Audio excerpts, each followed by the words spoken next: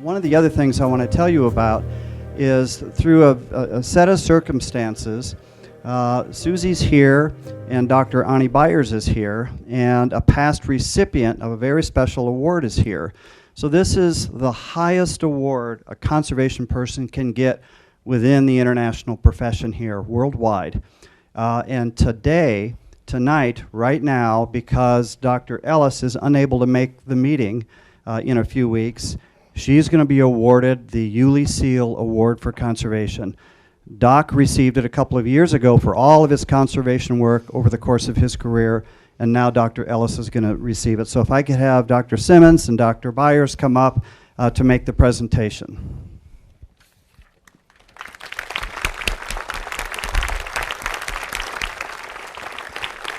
Well, about a million years ago, it seems like that anyway, but it was 1968. There were a bunch of us, and this was back in the days when we knew a lot less than we do today about animal care and medicine and a lot of things. And it was back in the day also when we talked about zoos being conservation organizations, but in fact we talked a good game, but we didn't play the good game. And there were a number of us at a zoo veterinarians conference in a hospitality room passing around laboratory results that we had gotten from taking blood samples, sending them into our local hospitals or local laboratories, getting the results back. And so we were all drinking a little bit of bourbon, passing these around saying, has anybody got any idea what in the hell this means? Because we didn't know. Because we didn't know what a normal value was for almost none of the animals that we had. And this shaggy-haired, bearded guy with a big booming voice stepped out of the back of the crowd. We didn't know who he was. We didn't know who invited him even. And he said, it looks like to me what you guys need is a good physiological norms database. And Clint Gray from the National Zoo said, hell, don't you think we know that? But nobody's got the facilities or are capable of doing that. And his name was Dr. Ulysses S. Seal. And he was a biochemist and a hematologist, and he also was a professor of conservation biology at the University of Minnesota. And he promptly volunteered if we'd collect the samples, to actually do all of the work, because in addition to all of that, he ran the Veterans Hospital lab in Minnesota. So he volunteered to do it free. And no zoo in the country had the facilities and the equipment and the capabilities of doing this. And the federal government did. They just didn't know it. And they didn't know they were going to pay for it. And the good thing is that he did exactly that and didn't get put in prison for it. And that led to the formation of an organization called the International Species Inventory System, which is a computerized census and database of well over, I don't know the exact number now, the last time, it's well over 10 million individual animals, which now is not only a census, but has vast amounts of medical information and husbandry and nutrition and all. And basically, it changed the way the whole zoo world, every major zoo in the whole world basically contributes to and uses ISIS. And except we've now changed the name to Species 3000 because ISIS is not a good name anymore. And basically it changed the way we did business in the whole world. And Ulie's next gambit was he became chairman again, on a volunteer basis, of an IUCN, the International Union for the Conservation of Nature Specialist Group, called the Captive Breeding Specialist Group, which was designed primarily to promote breeding captive animals in zoos. And he promptly abandoned all of that because he was a terrible finch jumper. And that then ultimately became the Conservation Breeding Specialist Group, which now has morphed into the Conservation Planning Specialist Group. And that group has developed a whole toolbox of computer tools for analyzing and predicting and helping us to manage animals, not really so much in zoos, but also in the wild. So here's a guy that none of us knew who he was. We didn't even know who invited the SOB. And he's changed the whole damn way, the whole world. He's changed the way the zoo world and the conservation world does business. I don't think there's any one single person and so who has had that kind of impact.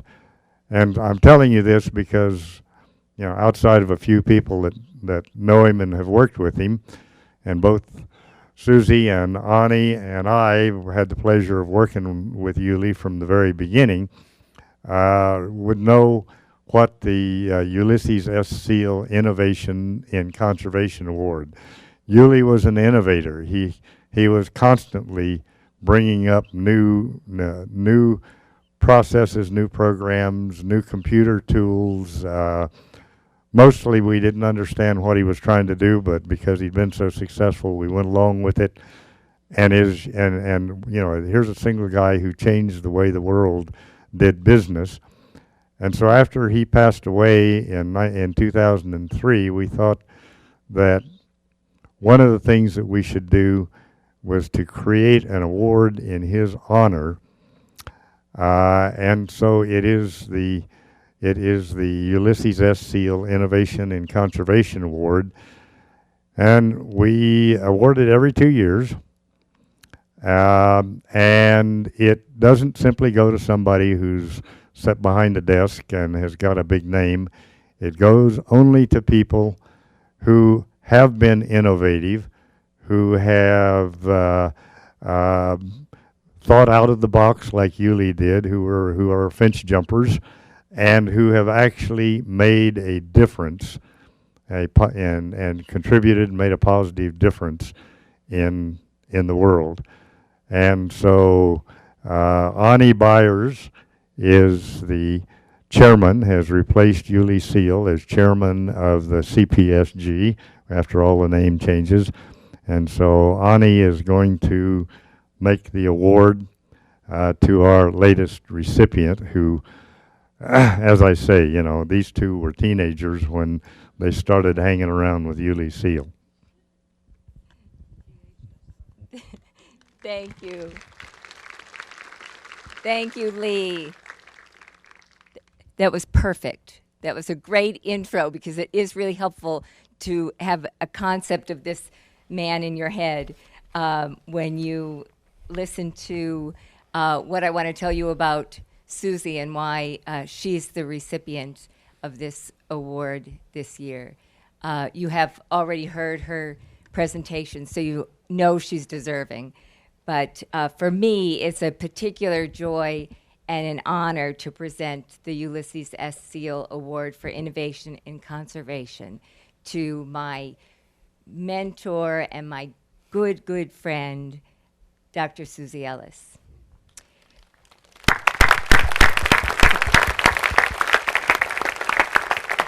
The presenting, oh, you're so sweet. We're going to stand up now. Yeah. Don't stand up.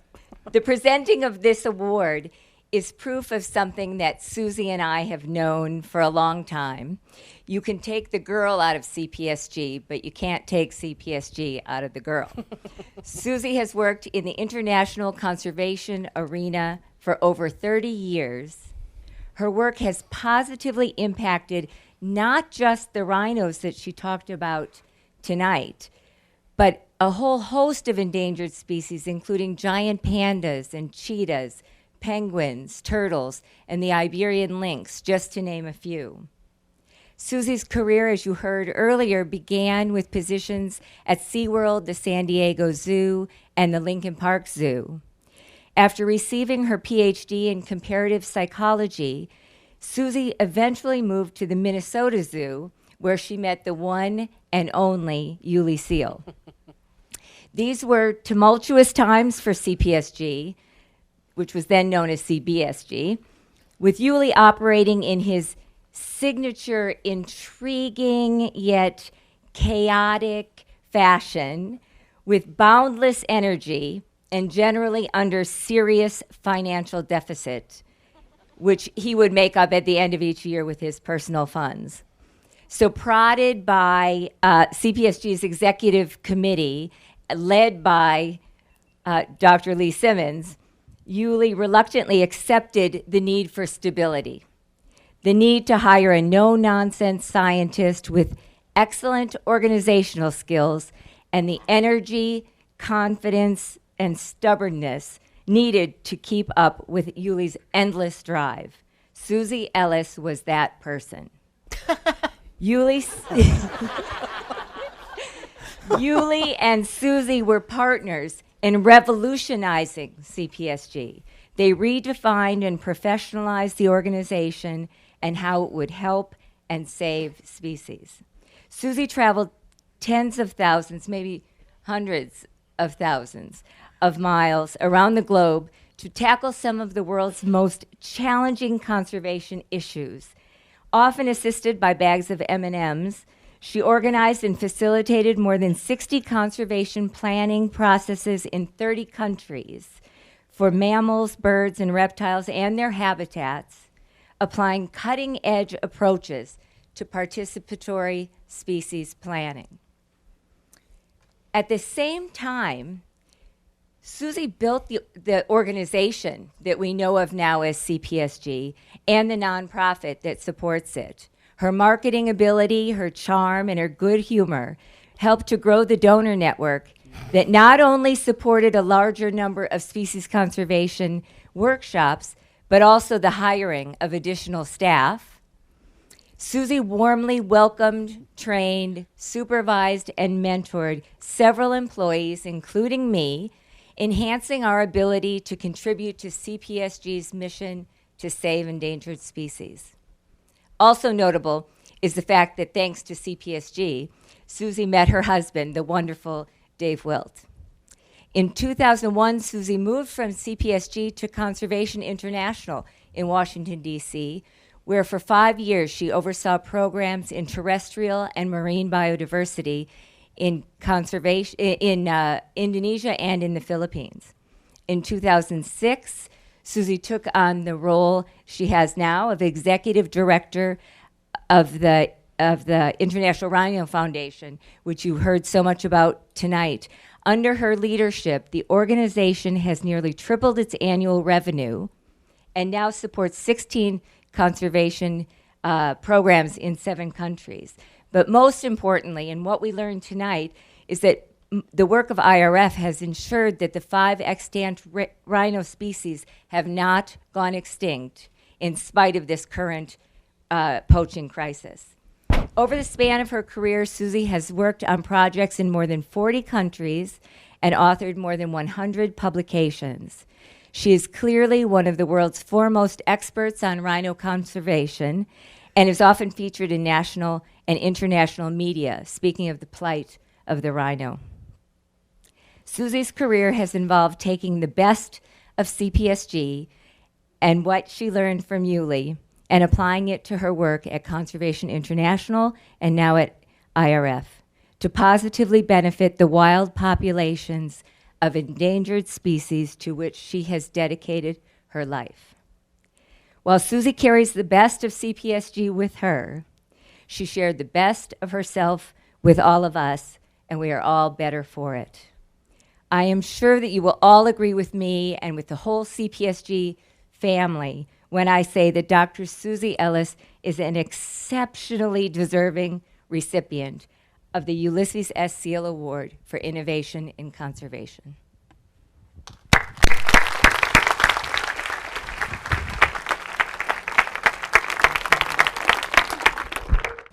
Thank you, Lee and Ani.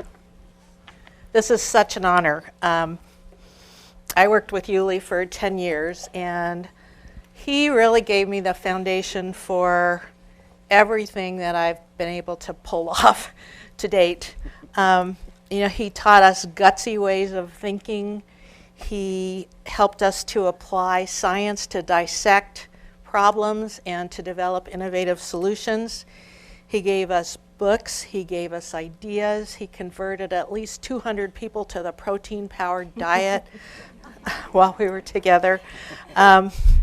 He advised us to keep open minds and to embrace diversity, to welcome people that didn't share our views, even though sometimes that was painful and threatening. And he gave us a family of colleagues and friends all over the world. One memory in particular I just want to share. In the early 1990s, Ulie and I traveled to the UK to run a parrot workshop to apply the IUCN Red List across all parrots of the world. And we got there, and the organizers said to Ulie, oh, is this your secretary? And Ulie said with great disdain in that big voice of his, "No, this is my program officer, Dr. Ellis." Well, they treated me differently after that. But he didn't care about gender. What he cared about was what a person could do. And the highest compliment he could give you was to say you were a producer. The worst thing he could say was that person doesn't deliver. No pressure. We delivered.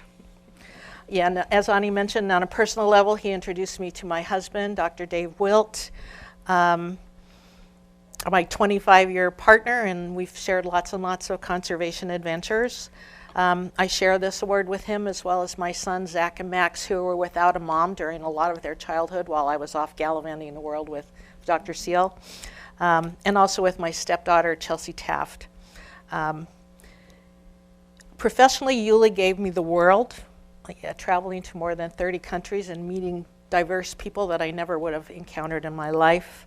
He influenced how I think, how I solve problems, and most importantly, he taught me that there is no problem that can't be solved by a handful of people who are committed to trying to work things out and work together to work things out.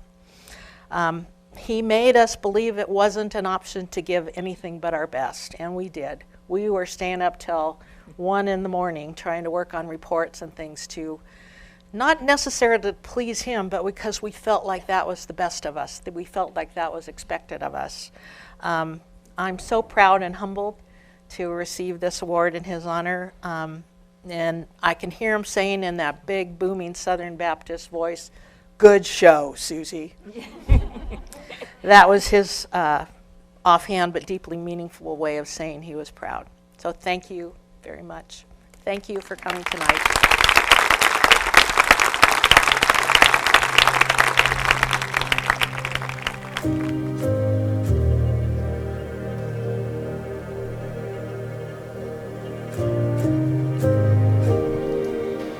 Well, they're just, rhinos have a reputation of being tough and, not very smart and blind and things like that. But they're not like that. They're not tough. They're, particularly now with the poaching crisis, they're terribly fragile.